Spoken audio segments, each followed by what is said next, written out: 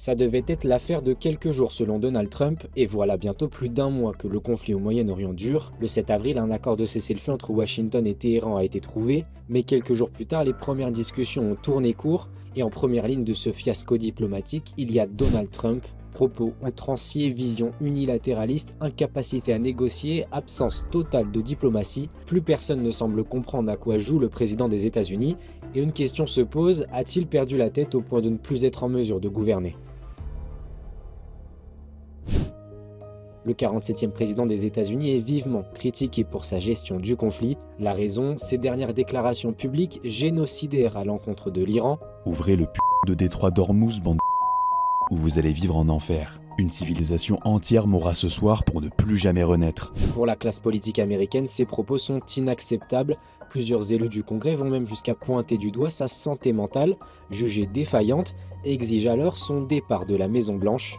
Chez les démocrates d'abord, his own mental health is in question here. And so I don't know whether it's age, there's some kind of dementia going on, but clearly something is wrong with the man. mais aussi dans son propre camp. Marjorie Taylor Greene, élue MAGA, qui a démissionné en janvier de la Chambre des représentants, a réagi aux propos de Donald Trump sur X. Il est devenu fou. Ce n'est pas ce que nous avons promis au peuple américain lorsqu'il a voté pour nous en 2024. Ce n'est pas rendre sa grandeur à l'Amérique. C'est le mal. C'est pas forcément de la folie, même si on peut se poser la question quand on voit un certain nombre de déclarations, c'est plutôt le fait de quelqu'un qui a perdu un petit peu le rapport au réel. Il ne parle qu'à des gens qui sont d'accord avec lui, et donc forcément, ça le conforte dans la certitude qu'il a raison.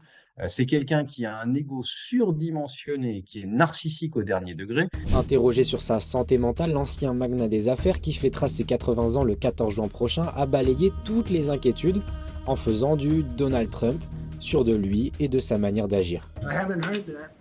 But if that's the case, you're going to have more people like me because our country was being ripped off on trade, on everything. Est-ce que c'est un génie très stable comme il le prétend lui-même? J'irai pas forcément jusque-là.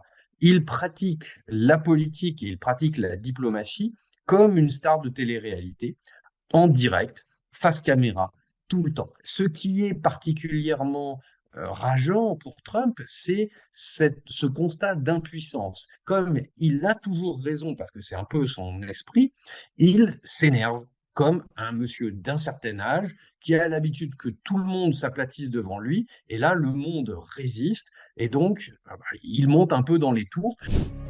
Alors concrètement, Donald Trump pourrait-il être écarté du pouvoir contre sa volonté ?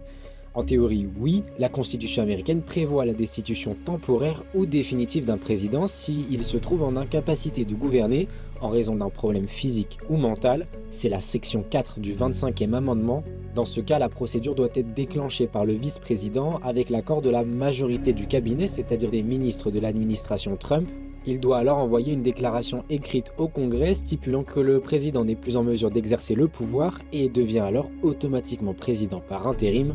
Dans ce cas précis, il s'agirait de J.D. Vance, ancien sénateur de l'Ohio. C'est lui qui a participé aux pourparlers avec la République islamique d'Iran au Pakistan le 11 avril. Cette procédure n'a jamais été utilisée dans l'histoire américaine et malgré l'attitude récente de Donald Trump, elle reste improbable tant il dispose du soutien de son cabinet et de son parti.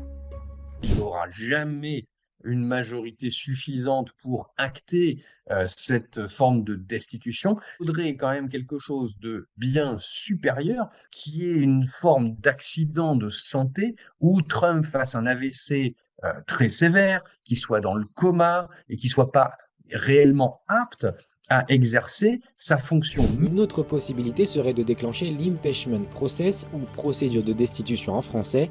Elle permet de juger et de destituer un président qui se serait rendu coupable de trahison ou de crimes et délits majeurs, même si la notion n'est pas définie précisément par la Constitution. En 2019 et 2021, Donald Trump a déjà été visé par cette procédure, notamment après l'assaut du Capitole, mais il n'a pas été inquiété grâce au soutien des républicains qui n'ont pas approuvé le texte. Là encore, le scénario devrait se répéter si une telle procédure venait à être lancée. Les républicains, même quand ils ont une piètre opinion de Trump, ne sont pas prêts à le sacrifier. Il ne faut pas oublier que Trump a perdu l'élection de 2020 en gagnant 12 millions d'électeurs en plus par rapport à sa victoire de 2016. Mais ce soutien presque inconditionnel des républicains envers Donald Trump peut avoir de lourdes conséquences pour le parti à l'approche d'un scrutin important dans les prochains mois, les midterms. Ces élections de mi-mandat qui auront lieu en novembre 2026 consistent à élire l'entièreté des 435 sièges de la Chambre des représentants et un tiers des sièges du Sénat. Depuis 2024, les républicains disposent de la majorité dans les deux chambres, mais la donne pourrait bien basculer en faveur des démocrates. Trump peut dire des énormités. Trump peut faire des tweets, des trousses, des machins, des mèmes. À la limite, tout le monde s'en fout. Le prix de l'essence, le prix des œufs, tout ça, ça compte parce que c'est du quotidien. Si Trump, qui a été élu sur des questions de pouvoir d'achat en particulier, non seulement il ne fait pas baisser les prix, mais qu'il les fait exploser dans certains compartiments, alors là, il va perdre les gens qui, sans être des Trumpistes passionnés, lui avaient donné le bénéfice du doute.